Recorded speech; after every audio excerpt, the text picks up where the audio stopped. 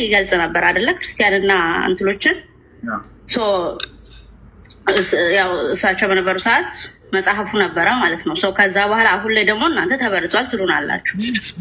በዚያን ጊዜ ሆኖ ተበርዟል ብሎ አላህ በእርሳቸው ላይ ያወረደውን ቃል ነው እኛ ዛሬ እያነበብን ያለ ነው። የዛኔ መጽሐፉ ሰዎች ስለማቸው አልተበረዘም ማለት አይደለም። የመጽሐፉ ሰዎች ማለት መጽሐፉ እውነት ነው እያለ አይደለም።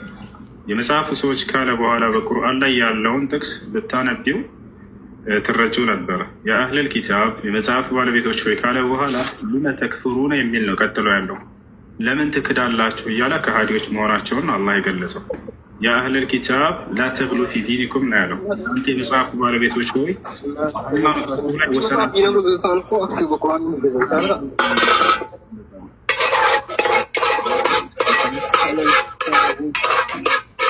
ኪታብ ካለ በኋላ ሊመ ተልቢሱን አልሐቅ ቢልባጢል ነው የሚል ነው ያለው። እውነትን ከሐሰት ለምን ትቀላቅላላችሁ?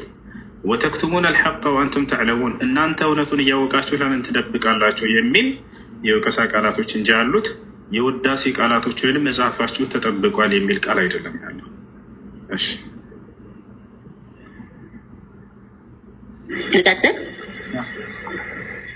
ኦኬ አይ እንትን ነው አህለል ኪታብ ካላቸውና የመጽሐፉ ባለቤት ካላቸው አት ዘ ሴም ታይም ያው አሁን ላይ ስህተት ናቸው ማለታቸውን እየገለጸ ከሆነ ቀድሞ የጻፈው መጽሐፉ ማነው ነው? አሁን ከዛ ቀድሞ በነቢዩ ኢሳ እና ማነው ሌላ ሙሳ ተጻፈ ከተባለ ቀጥሎ አሁን እኛ የያዝነው ማን ጻፈው? አሚን አሁን ላይ ያለው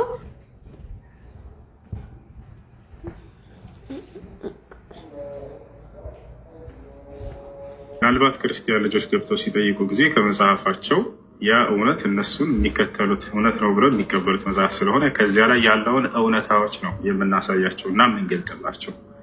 አንደኛ እሱ ነው። ሁለተኛ ነገር ምንድን ነው? ለመጽሐፉ ያለን አመለካከት ለሶስት ይከፈላል። አሁን ላይ ላለው የመጀመሪያ እነዚህ መሰረታቸው ከነቢዩላህ ሙሳ እና ከዒሳ ነበር መሰረታቸው። ከዚያ በኋላ ግን ሰዎች እነዚያን በረዟቸው። ለምን አላህ ቃሉን አልጠበቀም የሚለው ጥያቄሽ አምላክ አላህ ስብሐነ ወተዓላ የጥበቃ ዋስትናውን የሰጠው ከነቢያቶች በኋላ ለተነሱት ህዝቦች ነበር። አደራ ይህን መጽሐፍ ለሚቀጥለው ትውልዳችሁ ጠብቁ ብሏቸው ነበር። እነዚህ ሰዎች ፈተናውን ወደቁ። ይፈሻል ሊጠብቁት አልቻሉም። አላህ ይህም በቁርአን ላይ ቃል በቃል ይነግረናል። ወኢዝ አኸዘ አላሁ ሚሳቀ አለዚነ ኡቱል ኪታበ ለቱበይኑነሁ ሊናሲ ወላ ተክቱሙነሁ ፈነበዙሁ ወራአ ዙሁሪሂም ይላል። ወሽተረው ቢሂ ሰመነን ቀሊላ ፈቢእሰ ማ የሽተሩን ይላል። ከነዚያ ከመጽሐፉ ባለቤቶች ቃል ኪዳንን በያዝኩኝ ጊዜ ይላል አምላክ አላህ። ምን የሚል ቃል ኪዳን? ልትጠብቁት እንዲሁም ለቀጣይ ትውልድ ልታስተላልፉት፣ ላትበርዙት፣ ላትጨምሩ፣ ላትቀንሱ አልኳቸው። እነሱ ግን ቃሌን ከበስተጀርባቸው ወረወሩት፣ አልጠበቁትም እያለ ይናገራል። ያ ነው እና በዚያ ላይ ያለው እውነታዎች እስካሁን ድረስ ትክክለኛ የነቢያት ትምህርት ቅሪቶች አሉ ብለን እናምናለን በውስጡ ማለት ነው። ለዚያም ነው ነቢዩ ሰለላሁ ዐለይሂ ወሰለም ይህን መጽሐፍ ለሶስት ከፍለው ገልጸውልናል። አንደኛ በውስጡ ያሉ እውነታዎች አሉ ይፈሻል። እነዚያን እውነት ናቸው ብለን እናረጋግጣቸዋለን፣ አንክዳቸው። አላህ በቁርአን ላይ ታቸው ከሆነ ሙሰድቀን ሊማ በይነ የደይህ እያለ ይገልጻል። ብዙ ጊዜ ከበፊቱ ያለውን እውነታ የሚያረጋግጥ የሆነ መጽሐፍ ነው ቁርአን ይላል። ቁርአን ያንን በዛ ውስጥ የሚገኙትን እውነታዎች እንደ እውነተኝነታቸውን ይመሰክርላቸዋል። ለምሳሌ ከተባለ ለምሳሌ የትእዛዛት ሁሉ ፊተኛይቱና መጀመሪያይቱ እስራኤል ሆይ ስማ ጌታ አምላካችን አንድ አምላክ ነው የሚለው የነቢያት ትምህርት ሙሴም ክርስቶስ የሚያስተማሩት በእስልምና ልክ እንዲሁ የትእዛዛት ሁሉ ፊተኛውና መጀመሪያው አምላክ አንድና ብቸኛ ነው፣ በእርሱ ላይ ቅንጣት አጋር የለውም እናገኛለን። ስለዚህ ይሄን ያረጋግጠዋል። ሁለተኛ ነገር ሌላ ምንድነው? የነቢያቶች ነብይነት። ለምሳሌ ሙሴ ነብይ ነው ወይ ብንባል እውነት ነው እንላለን። ምናም አላህ ስብሐነ ወተዓላ በቁርአን ላይ ያረጋግጣል። ስለዚህ መሲሁ ልክ እንዲሁ በድንግልና የተወለደ ብቸኛው ልጅ እንደሆነ እናምናለን። እናቱ ማርያም እንደሆነች እናምናለን። ገብታችኋል? እርሱ ያለ ወንድ ዘር ፈሳሽ እንደተወለደ ይሄን ሁሉ እናረጋግጣለን።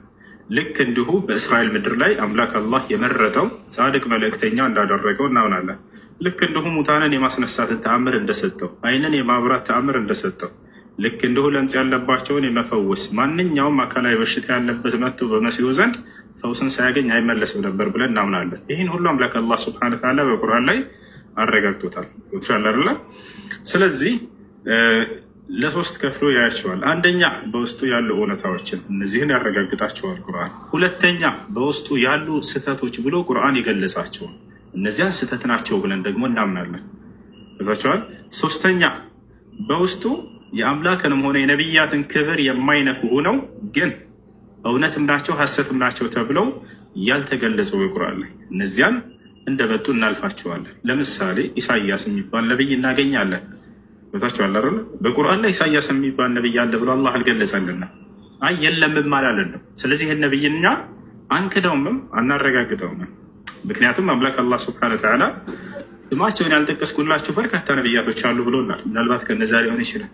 አይ ነው ብለን ደግሞ እኛ አምላክ ያልነገረንን በራሳችን አይ በቃ ይሄ ነብይ ነው ብለን አንቀበልም። አምላክ አላህ ሱብሓነሁ ወተዓላ ስሙን ስላልገለጸልን። ልክ እንደው ሁለተኛው ደረጃ ላይ በመካከል ላይ የጠቀስኩልሽ አለ። እሱ ምንድነው? ከይቅርታ ጋር እንደ ስልክ ላንሳ።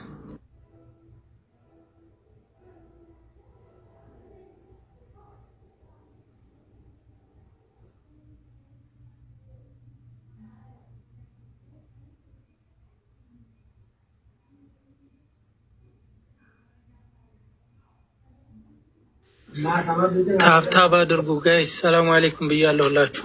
ታብታብ አድርጉ። ኔትወርክ እየያዘ ነው። ታብታብ አድርጉለት። እሺ። እና ሶስተኛው ሁለተኛው ልጥቀስልሽ። እሱ ምንድነው? ቁርአን ቁርአን ስህተት ናቸው ብሎ የገለጻቸውን ነገራቶች በመጽሐፍ ቅዱስ ላይ የምናገኛቸው ነገራቶች እነዛን ስህተት ናቸው ብለን ደግሞ እናምናለን። ለምሳሌ ከተባለ አንዳንድ ታሪኮችን ላንሳልሽ። የሙሴን ወንድም አሮንን ታውቂያለሽ? ነብይ ነው እንደ መጽሐፍ ቅዱስ። ይሄ ነብይ ለእስራኤል ሰዎች የወይፈን ጣዖት የሰራላቸው ከወርቅና ከብር አቅልጦ እሱ እንደሆነ ይናገራል መጽሐፍ ቅዱስ። አምላክ አላህ ይሄን በቁርአን ላይ በፍጹም ይሄ ስህተት ነው አለ። በፍጹም ያኔ የላኩት ነብይ ጣዖትን አልሰራላቸውም አለ። ሳሚሬ የሚባል ሰው ነው የሰራው ብሎ በሱራ ጣሃ ላይ ሙሉ ታሪኩን ገለጸው። ይህ መጽሐፍ ቅዱስ ግን በዚህ በታላቅ ነብይ ላይ ይሄን ነገር ተናግሮበታል፣ ዋሽቶበታል። ኦሪት ዘጸአት ምዕራፍ 32 ከቁጥር 1 ጀምረሽ ሄደሽ ብታነቢው የታላቅ ነብይ የሙሴ ወንድም አሮን ለእስራኤል ሰዎች ጣዖት እንደሰራ ይናገራል።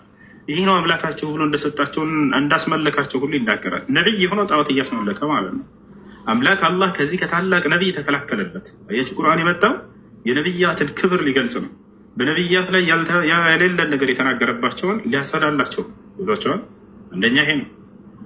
ሌላ ልክ እንዲሁ ያዕቆብ ለምሳሌ በረከቱን ያገኘው ከወንድሙ ከኤሳው አጭበርብሮ ሰርቆት እንደሆነ ይገልጻል መጽሐፍ ቅዱስ።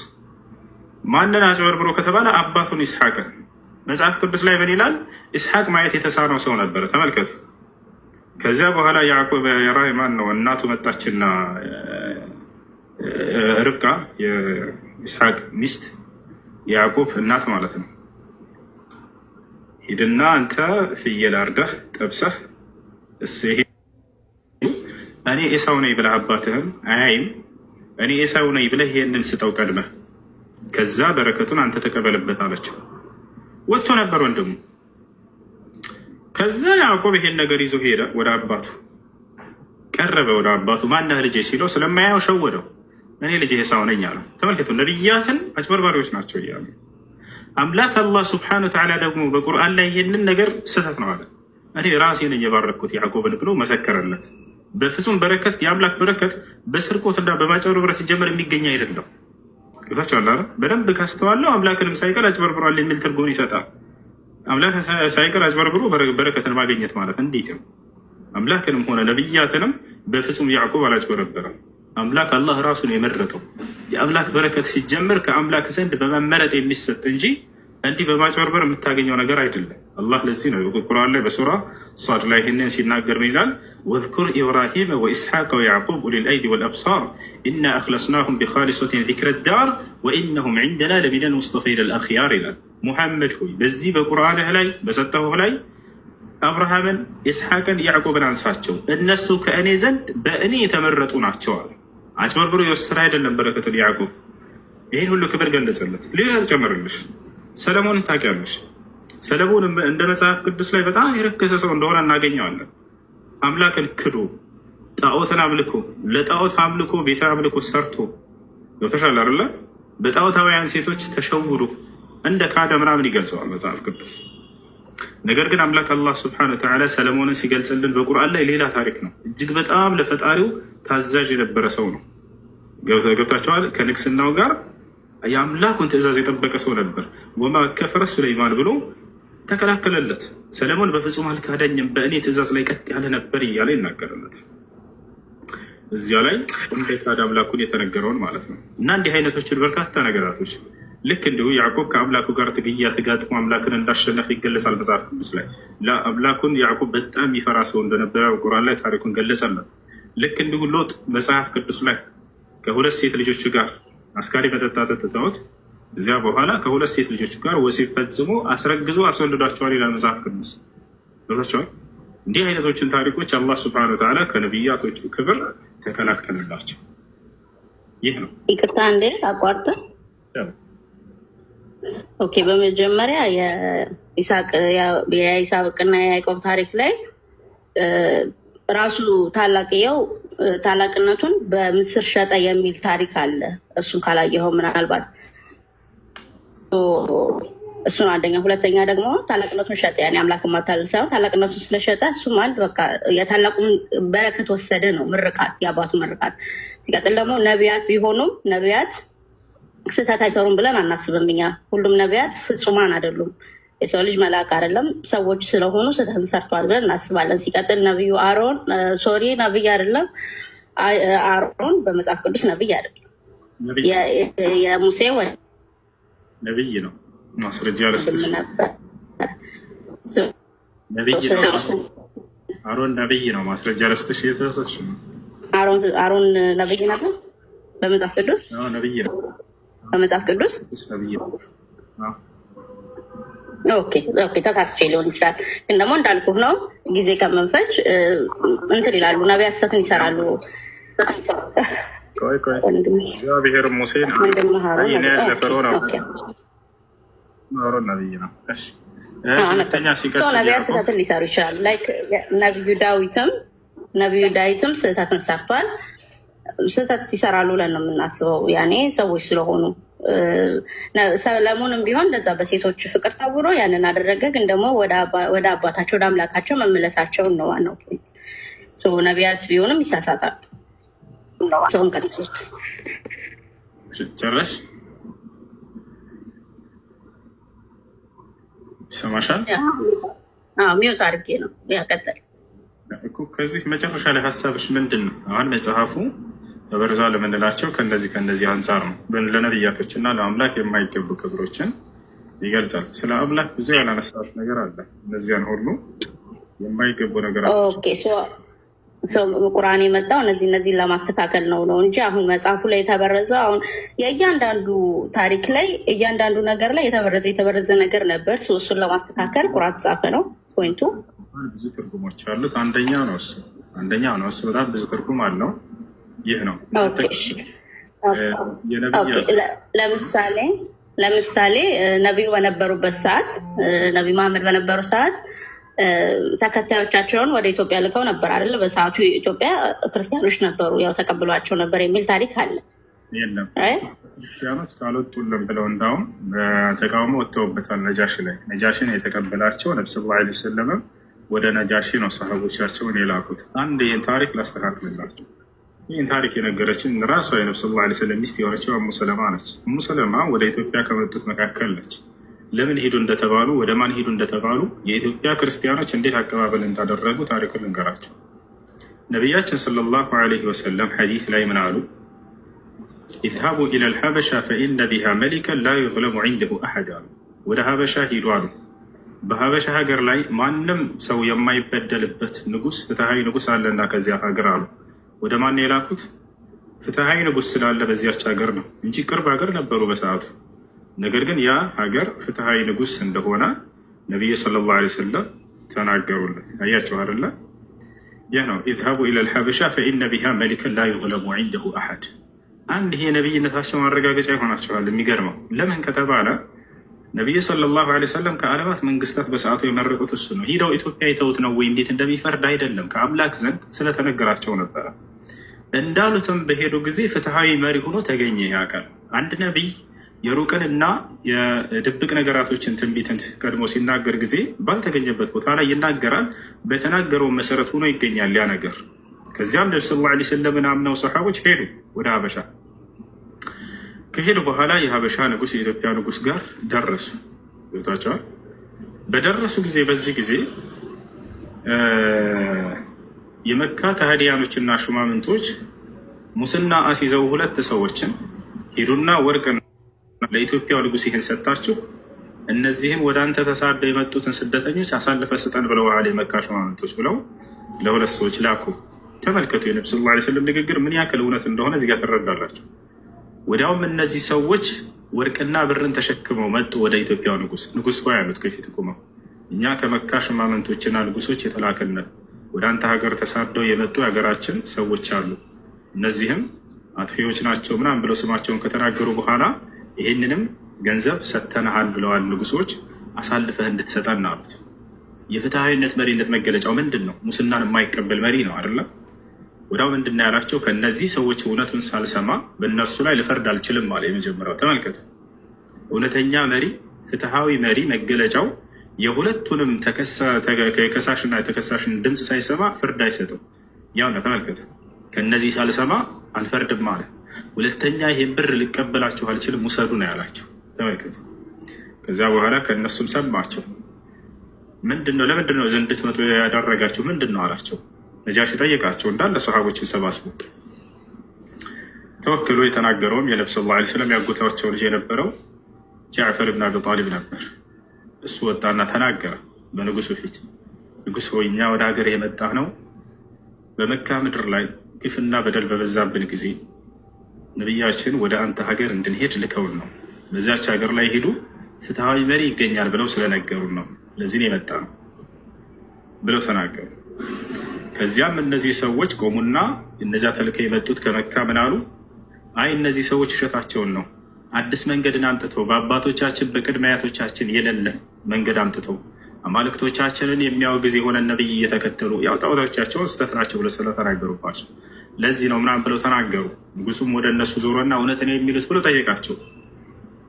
ከዚያ በኋላ ያ አዩሃል መሊክ አንተ ንጉስ ሆይ አሉት፣ ኢና ኩና ፊል ጃሂልያ ነዕቡዱ አልአስናም፣ እኛ በጃሂልያ ዘመን ያ ማለት ነብዩ ሰለላሁ ዐለይሂ ወሰለም መጥተው ሳያስተምሩን ጣዖት አምላክ ያልነበረን ከእነዚህ ሰዎች ጋር ብለው ተናገሩ። ነገር ግን ሙሐመድ መጥቶ ወደ አንዱ አምላክ ብቻ ወደ አብርሃም ወደ ኢስሐቅ ያዕቁብን አምላክ አምልኩ ብሎ ጥሪ ያደረገልን፣ እኛም ጣዖቶችን ትተን በእሱ አስተምሮ ምክንያት አንዱን አምላክ ማምለክ ጀመርን። እኛ ልክ እንዲሁ አጸያፊ ስራዎችን የምንሰርቅ ነበር በጉልበታችን፣ ያንን ነገር አስተወና አስተማረን። ዝምድናን የምንቆርጥ ነበር፣ ዝምድናን እንድንቀጥል አስተማረን። ጽድቅን ነገር ሁሉ አስተማረን፣ ከክፉ ነገር ሁሉ እንድንርቅ አደረገን ብለው ይህን ሁሉ መሰከሩ። በዚህ ጊዜ ነብይ እንደሆነ ይሄንን ሰማ ንጉሱ። ምንድነው ያልከኝ? ሙሐመድ ነው ያልከኝ አለው። አዎ ሙሐመድ። هل نزل عليه شيء ብሎ ንጉሱ ጠየቀው።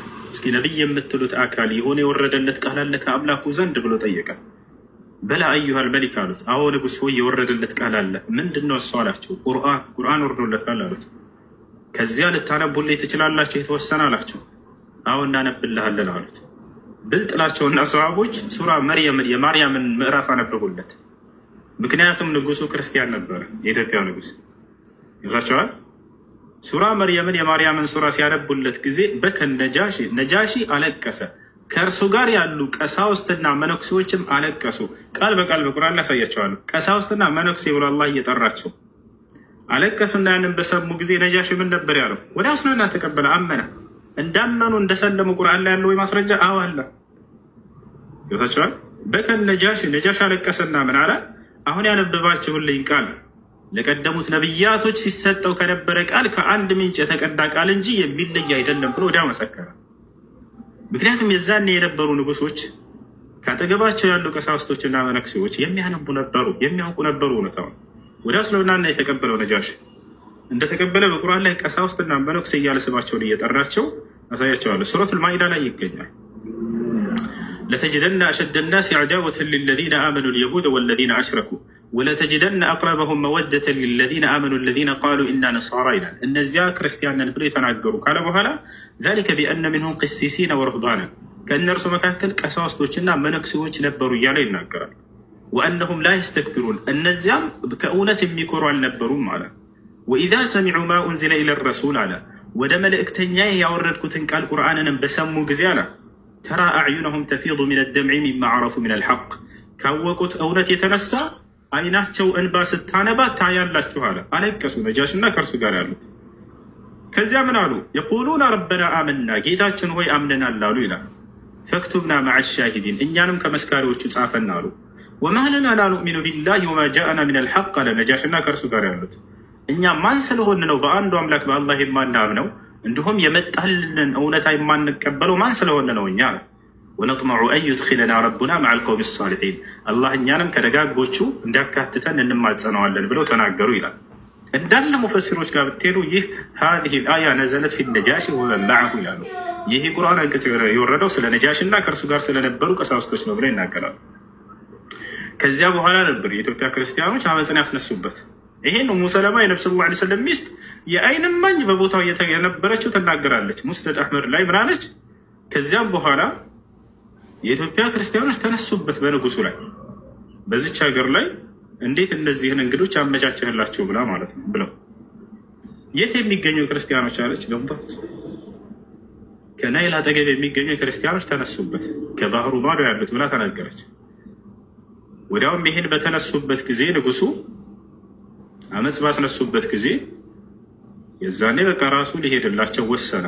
ሱሐቦች ጠየቁት በእኛ ምክንያት ነውና ይህ ሊሆንብህ የቻለው እኛ ከአንተ ጎን እንሰለፍልህ ወይ አሉት። እናንተ እንግዶቼ ናቸው አላቸው። ወደ አምላክ ወደ አላህ ብቻ ተማጸኑ ብሎ ነው የነገራቸው። ወዳው ነጃሽ ይሄዳል። ሱሐቦች ዱዓ አደረጉ። ወዳው አምላካችን አላህ ሆይ ነጃሽን በምድር ላይ አመቻችለት ብሎ ተማጸኑ። ወዳው ነጃሽ ሄዶ ድል አድርጎባቸው መጣ። ስለዚህ የኢትዮጵያ ክርስቲያኖች ተቀብለዋል ሙስሊሞችን እያሉ የሚሸውዷቸው ውሸት ነው። ገብታችኋል? ወላሂ ላዚም ውሸት ነው።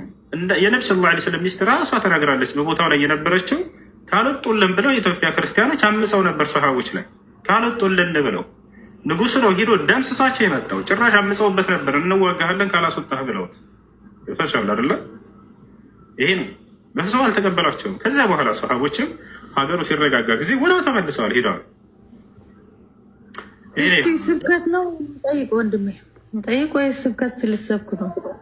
ገብተን እኮ እየጠበቅን ነው።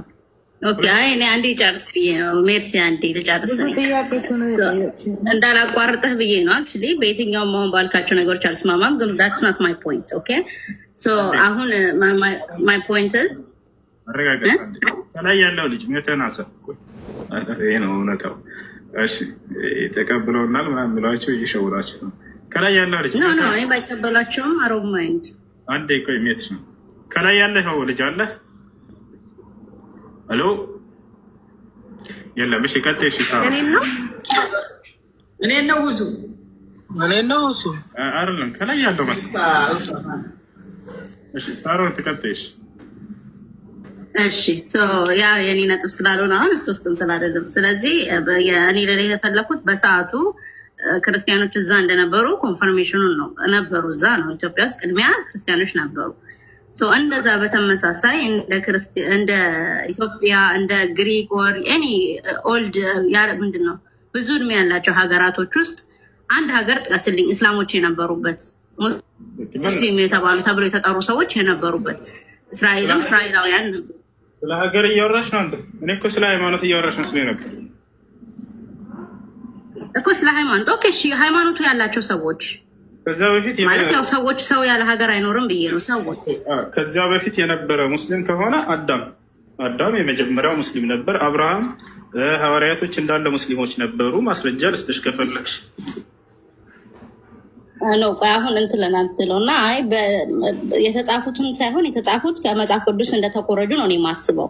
ማስረጃ ቴክኒካሊ ግን ደግሞ ነው በአካል የነበሩ ያው ታሪኮቹ መመሳሰላቸው ነው ለየኔ ማስረጃ አይደለም ነው ኮርጃል የሚለውን ማስረጃ አስጨነስኪ። ኦኬ እሺ ነው በጣም ማስረጃ ሰጣለሁ። እኔ አልተጻፈም ስለማህመድ በመጽሐፍ ቅዱስ ሌሎች ነገር ለተወራት ኮርጃ ማለት ኦኬ ሀሳቤን እኮ ነው የምነግርህ እምነቴን እኔ እንደዛ ነው ማምነው ብዬ ነው።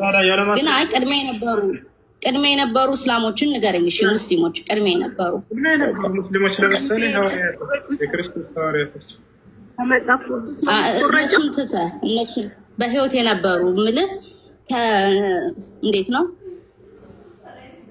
የተጻፉትን ሳይሆን በህይወት የነበሩ እየኖሩ የአስተምሮትን ፕራክቲስ እያደረጉ የነበሩ ማስረጃኛ ምን ከተለከ ይቅርታ ጋር በማስረጃ የምታወሪ ከሆነ ወይንም ማስረጃ የምትጠይቂ ከሆነ እንመልስልሻለን። አይ ዝም ብለን ተረት እንድናወራ ከሆነ ኖ የምን ማስረጃ ልስጥሽ? የምን ማስረጃ ምን ብዬ ማስረጃ?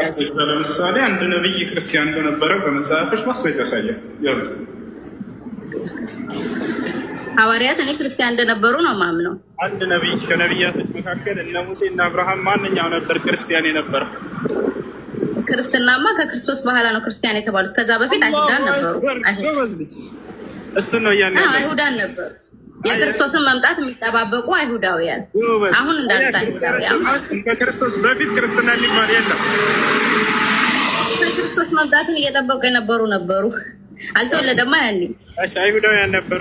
አይሁዳውያን የሃይማኖት መጠሪያ ነው ወይስ የግለሰብ የዘር መጠሪያ ነው? አይሁድ በእንግሊዝኛው አሁን ጂዊሽ እና ጂዎች ሃይማኖታቸው እንትላቸው ነው። የዜግነታቸው መጠሪያ ሃይማኖታቸው ነው። አሁንም ድረስ ጂው ተብሎ ነው የሚጠሩት። ሃይማኖታቸው ነው አይደል? እንደ መጽሐፍ ቅዱስ እስራኤላውያን መጽሐፍ ቅዱስ አይሁድ የሚለው የሃይማኖት መጠሪያ ነው ወይስ የዘር መጠሪያ ነበር? ዘር ናቸው እንጂ ዘራቸው ከዛ ውጪ ሃይማኖት አልነበራቸው። መጽሐፍ ቅዱስ ላይ የዘር መጠሪያ ነው። ከየት ነው የተያዘው? ከየትኛው ግለሰብ ነበር አይሁድ የሚለው የተያዘው? ታውቂያለሽ? እሱ ከይሁዳ አይደለ? የያዕቆብ ልጅ የእሱ ዘሮች ስለሆኑ አይሁድ ተብለው ተሰየሙ እነዚህ አካሎች። ስለዚህ ሃይማኖት መጠሪያ አይደለም። ርዕሴን እያስቀየርከኝ ነው። አሁን በዓለም ላይ ያሉት ሙስሊሞች በሙሉ ሰለምቴ ናቸው አይደል? የሰለሙ ናቸው ከመሐመድ በኋላ አይደለም? ራይት አይደለም። ይህ ዓለም ራሱ የተመሰረተው በሙስሊሞች ነው እያልኩሽ። አዳም የመጀመሪያው ሙስሊም ነበር። እሺ ለምን ኢትዮጵያ ውስጥ መጀመሪያ ለምን ሙስሊም አልነበረም? ሙስሊሞች ነበሩ በሁሉም ዓለም ላይ። አምላክ አላህ ሱብሓነሁ ወተዓላ ሲናገር ማስረጃ እያነሳ ልንገርሽ። ወለቀድ በዐስና ፊ ኩሊ ኡመቲን ረሱላን ይላል። በእርግጥም ችግሩ ቁርአን ማስረጃ አይሆነኝማ። እኔ በቁርአን አላምንም። መጽሐፍ ቅዱስሽ ላይ ላሳይሽ ነቢያቶች ሙስሊሞች እንደነበሩ። አይ እሱን ደጋግመህ ስታወራ ስለሰማሁት ስቲል አልስማማበትም። ታሪካዊ ነገር ንገረኝ። መጽሐፍሽ ላይ ሙስሊም እንደነበሩ ላሳይሽ።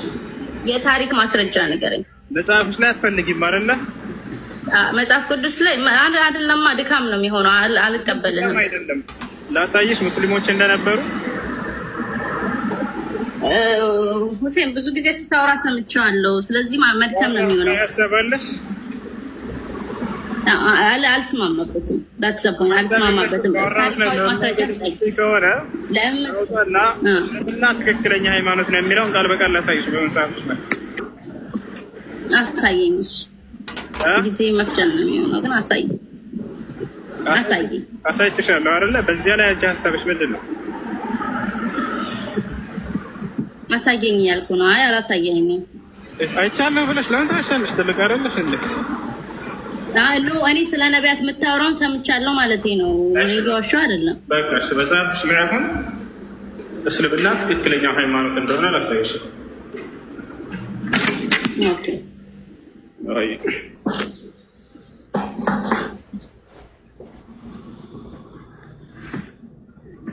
ሰላም አለይኩም። በዲዛው የገዛ መጽሐፋችሁ ላይ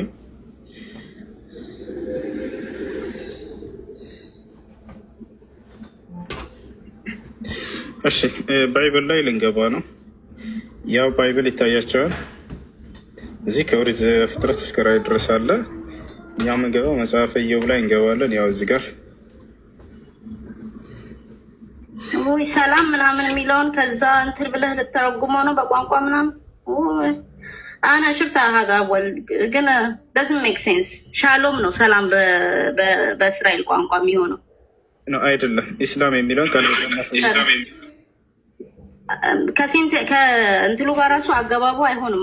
የሆነች ልጅ ከዚህ በፊት አሳይታኛለች። አይደለም አንድ ቦታ ደግሞ ብቻ ሊሆን አይችልም። እንደዛ ከነበረ ብዙ ቦታ አለ። አብሽር ደጋግሜ ያሳይሻለሁ። አብሽር ችግር የለም።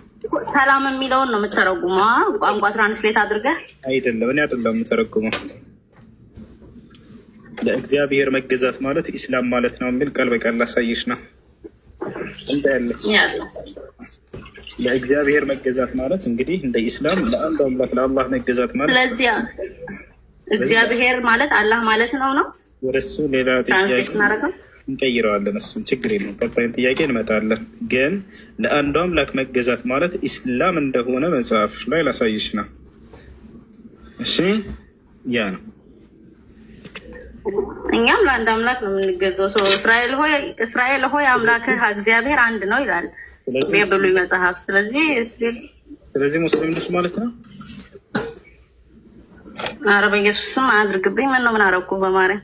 ስለዚህ ለአንዱ አምላክ መገዛትን ሙስሊም ብሎ ይጠራዋል መጽሐፍሽ። እሱን ላሳይሽ ነው ቃል በቃል ያለስ። አይ ችግር የለም።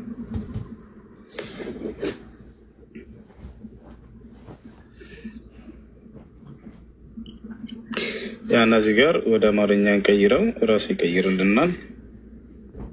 ለአንዱ አምላክ መገዛትን ለእግዚአብሔር መገዛት ብሎ እስልምና ብሎ ያስቀምጠዋል። እንግዲህ የአረበኛ ያደረገው ወደ አማርኛ ልቀይረው። አምሃሪት እሺ፣ ያውና ይታያቸዋል እዚህ ጋር እስላም ምንድን ነው?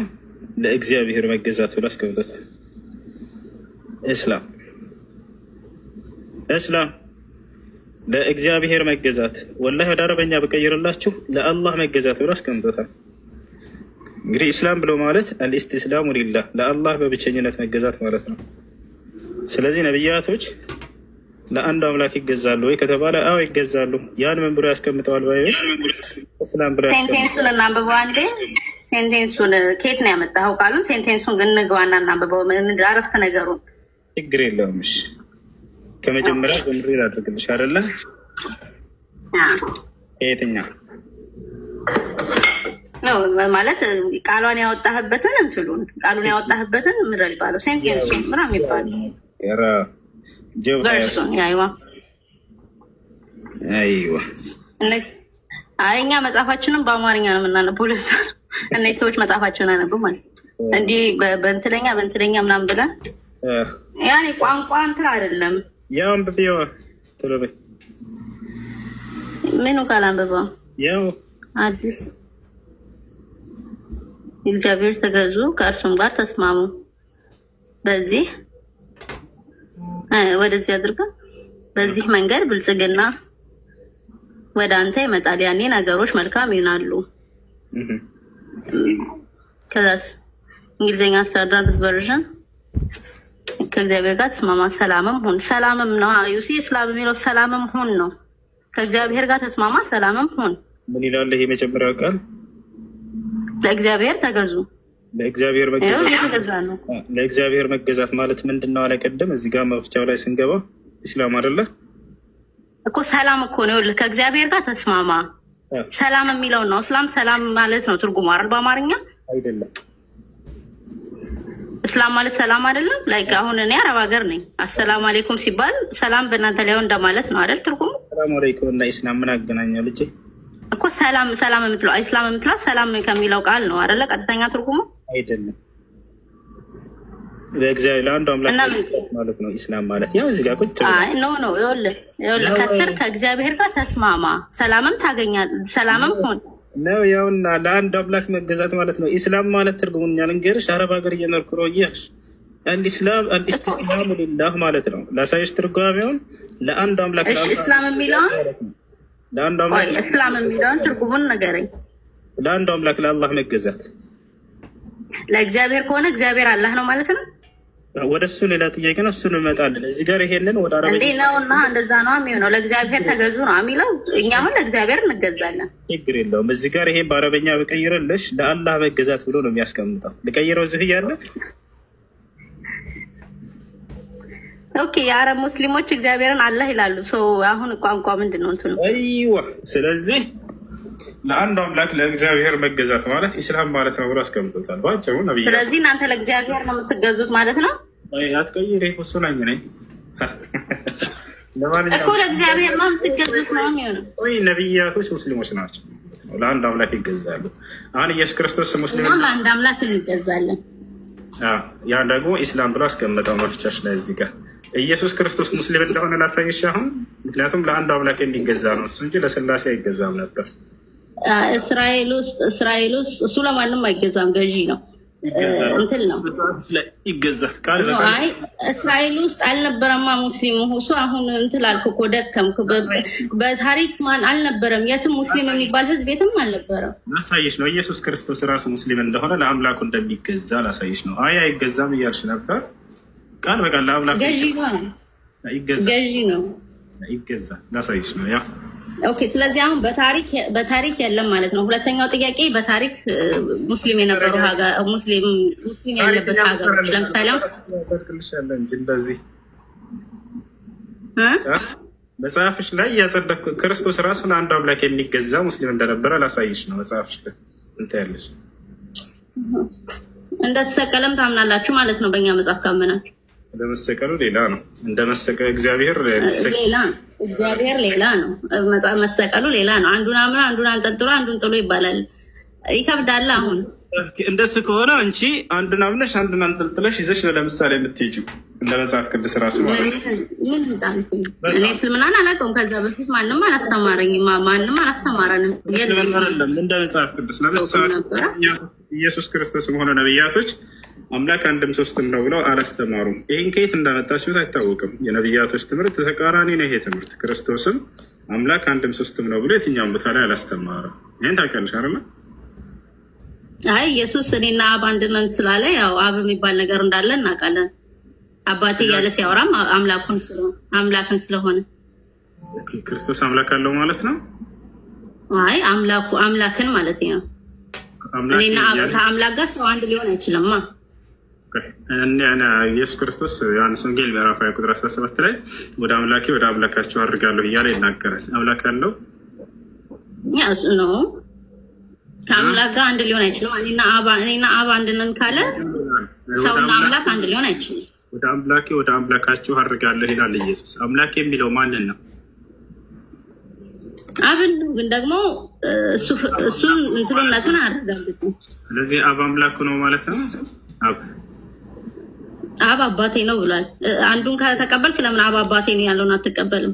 እንደናንተ አስተምሮ አላህ ምንም ልጅ የለውም ማለት እናንተም አስተናቂ እንጂ ተረጋጊ። አምላክ የሚለው ኢየሱስ ክርስቶስ ማንን ነው? አብን ነው አልሽ አይደለ? ስለዚህ አባቱ አብ አምላኩ አይደለም አባቱ ነው። አምላክ የሚለው ታዲያ አብን ነው። ያው የኛን ጸሎት ነው እየጸለየልን ያለው በነቢያት የተነገረውን። የለም እንደዛ የሚል የለም ቃሉ ላይ አምላክ እያለ ቃል በቃል ራሱ ነው እየተናገረ ያለው። ኦኬ እሱም ቨርስ ውሰድና እናንተ ተፍሲር እንትን እንደምትሉት ትርጓሜ ያለው ትርጓሜውን አንብብና ትረዳለህ። ከኔ በላይ ትርጓሜውን ታሳይናለሽ አንቺ። እኔ መጽሐፉ የለኝም ለጊዜው። የለሽም? እሺ ትርጓሜውን የሐዋርያት ነው ሌላ መጽሐፍ ላይ እንወሰደው። ለኤፌሶን ምዕራፍ 1 ቁጥር 3 ላይ የኢየሱስ ክርስቶስ አምላክ አባቴ ያለው በስጋው ነው። በስጋዬ ነው አላለም። እሱ ስህተት ነው። እሱ የቄሶች በስጋ ነበረ። አረ ቄሶች አትበል። ቄሶች ማን ምንድን ያደረጉ ነገር አለ እንዴ? ወንድም መጽሐፉ ላይ እንደዛ የሚል